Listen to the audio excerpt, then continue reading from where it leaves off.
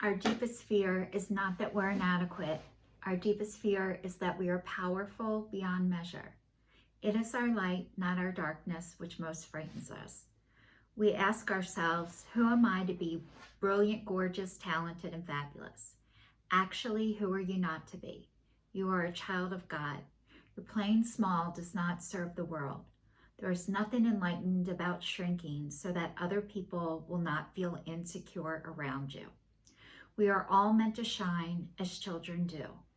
We were born to make manifest the glory of God that is within us. It is not just in some of us, it is in everyone. And as we let our own light shine, we unconsciously give others permission to do the same. As we are liberated from our own fears, our presence automatically liberates others. Marianne Williamson. Hello and welcome to Be the Change, Being the Change. I am the change, Michelle Kelly. I started this in 2019 as my New Year's resolution, stating I was breaking up with fear, I was breaking up with shame, and I was breaking up with guilt. And I have made a commitment every year for a New Year's resolution up until this year. And my New Year's resolution this year was to stop stepping on the scale every single day. I was doing it every other day. I have not weighed myself in over a month. I'm not sure of the exact date, but I was thinking today, it doesn't even cross my mind anymore. And that is a gift. So if you want to know what I did for all my other resolutions in between there, go check out my previous videos. I spend a lot of time going into detail what I have done in the past, and I decided to change it a little bit and use more of this time to catch you guys up on what's been going on with me. I wanted to give you an update first on my antidepressant journey because I have been sharing with you guys. First of all, I'm working on being in the public eye. I know that I'm meant to speak out loud, to share my stories, and to speak on a bigger, larger platform than I am right now. And I've been working on this for years and years and years, and I've been sharing what this journey has been like. I've been videotaping myself every week for the past 4.5 years, almost 4.5 years, telling you what this journey has been like for me. And the deeper I have dove into healing myself and doing more work, internal work, emotional and mental and spiritual work and physical too, the more my depression showed up. It didn't go away. A lot of my health issues still there. I'm now off of sugar, flour, wheat, and caffeine for over a year. All of my joint issues that I had before, I still have them. So I don't hate myself before I go to bed every night, which is an awesome thing. And I'm not self-sabotaging anymore, which is a gift. But all of my health issues that I've had prior, I still have them, just to let you know. But my depression has shown up even more, not less. So I just was telling you guys about what I've been doing. And I started the antidepressants a couple of weeks after I started breaking up with food, with my food addiction. So when I got off of the sugar, flour, wheat, and caffeine, about 2 weeks in, I was getting so depressed, more like clinically depressed. I was having a hard time getting showers. I was having a hard time, everything, it just felt heavy, like almost like I was wearing an x-ray cape, and that's what it felt like to move.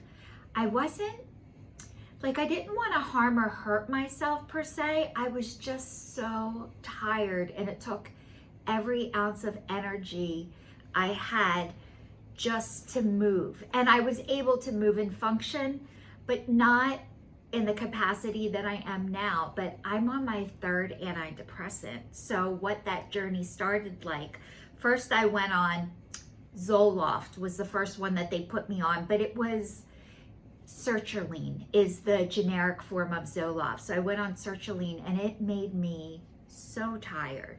Like, I didn't feel the heaviness, but I was so tired. And then I talked to a few of my friends, and thank God I'm in 3 12-step programs, and people talk about this stuff out loud. So I get to hear, and somebody said, oh, that's a sleepy drug. And I'm like, oh my God, thank you, because I've been so tired on this. So I went off of that, and then they put me on Lexapro. Not they, but I went back to the doctors and said, here are my symptoms. Also, loss of sex drive for the first one, which I wasn't having sex, so it didn't really matter. But still, I noticed that was something that wasn't there anymore. So that was with the sertraline.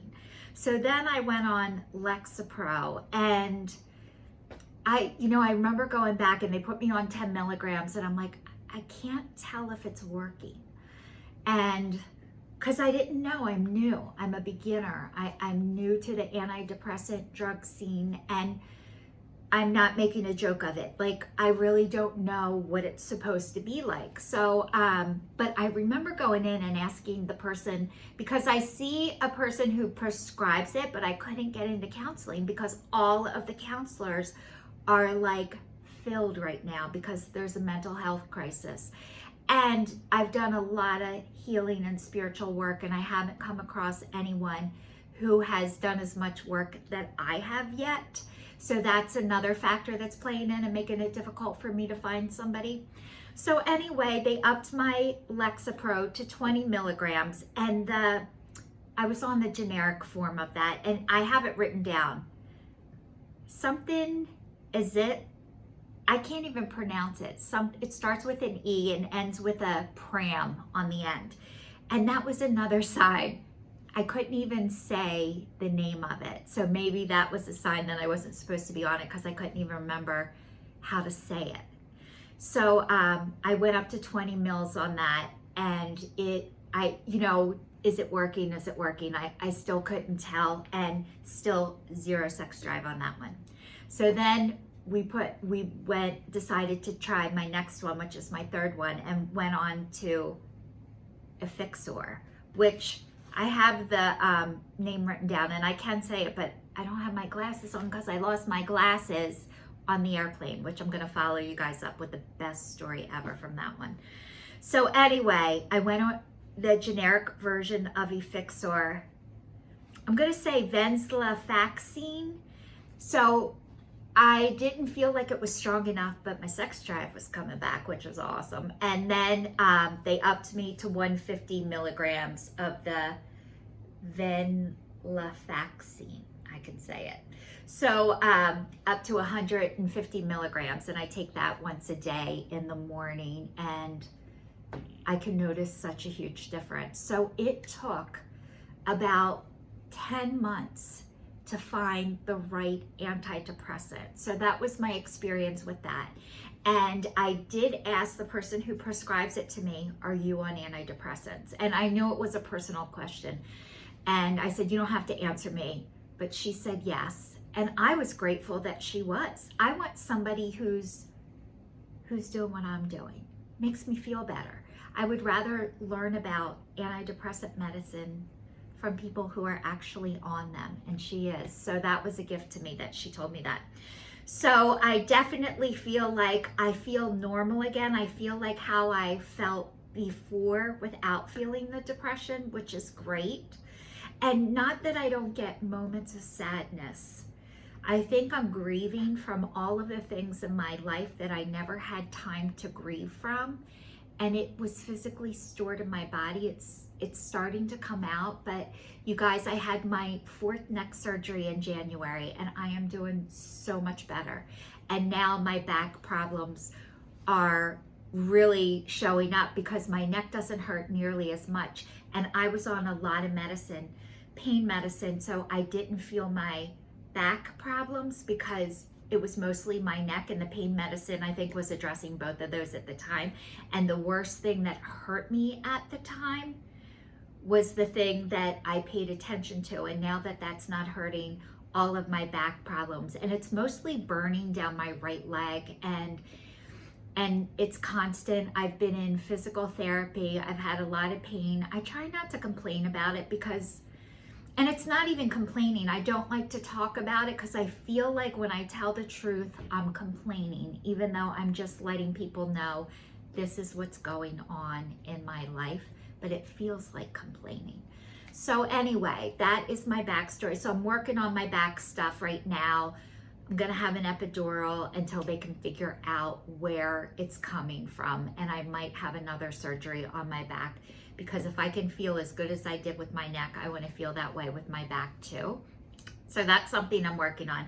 I was telling you guys, I went to Texas a couple weeks ago. My brother paid for me to fly down to see him and his wife and their family, and it was an incredible trip, but I lost my glasses on the plane and they haven't been recovered. But what happened was I had this case and it had a little tag in it and it said Colonial Family Eye Care and their phone number in it. So I was able to report that it had this number in it. I was supposed to put my name on it and I didn't do it yet. So anyway, I let them know, American Airlines, when you post a report, that I had this little sign in there. And I called my eyeglass place to let them know that I lost my eyeglasses on the plane, and if anybody calls there, they're my glasses. So they were great. And then when I came back from my trip, I let them know that I didn't find my glasses, but I went in and asked how much it would be to get a new pair of glasses and what I had. And I was inviting the girls to my line dancing class because I taught my first official line dance class by myself last night. It was wonderful, amazing, hard, scary, all of the above, but it was great. And I know it's going to go so much better next week. So I'm still learning. I'm starting as a beginner again. So I let everybody know that I'm a beginner, and a lot of people there were beginners. So we're learning together, which is awesome. So anyway, I stopped back by my eye doctors the other day to let them know. I hope they had the right information because I invited all the girls in the office to come to line dancing, and I didn't know if they got it. So I went in there and they're like, Michelle, did you get our phone call? And I'm like, no. They're like, we just called you to let you know we couldn't get your same exact glasses, but we can get the same style, but not the same color. And I was like, okay, how much is it gonna cost? And they're like, nothing. We're gonna do this for you. And I was like, what? They're like, we're gonna take care of this for you. And you guys, my glasses were over $800. Closer, I think they were closer to 900. The past couple years, instead of getting new frames, because I loved my frames so much, I got new lenses the past 2 years instead of getting new frames, and they're giving me brand new frames in a different color. And if my old ones do make it back to me, I'll have 2 pairs, but they are giving me these glasses for free. They didn't know my situation, and I wanted to cry and I couldn't because I think of my antidepressants. They're making me not be able to cry like I used to. And they're giving me my glasses for free. And I was just so touched. I'm on food stamps that got cut back so low that it helps. I'm not going to complain, but I have to charge my groceries. I have to charge my car insurance, and so all of this stuff, I really can't afford my life right now, and I know it's going to get better. I've been working on things. It takes a really, really long time. So I've been doing the best I can, which is with what I have, which is not enough right now financially. So when they said they were comping these glasses, I was just like, oh my God, there are angels everywhere.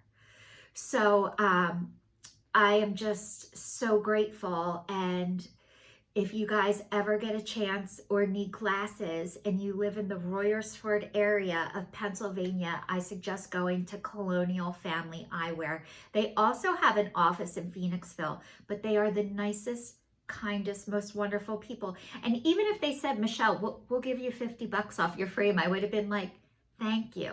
So this is your signing off. Thank you so much to everyone who's watching. Please stay tuned, stay safe, and I will see you all next week.